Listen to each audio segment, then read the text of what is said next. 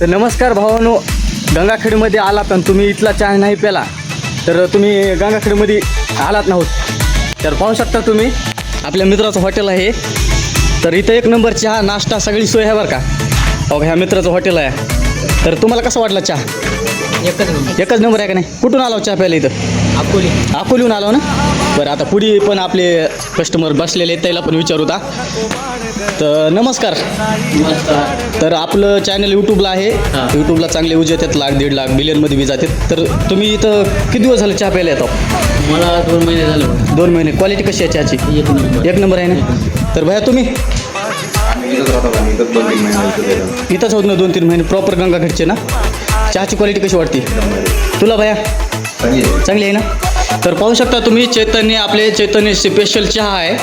त्यासोबत आता पुलाव पण ठेवलेला आहे, पुन्हा वडापाव आहे, भजी आहेत, खिचडी, सर्व काही नाश्त्याची सोय पण योग्य आहे.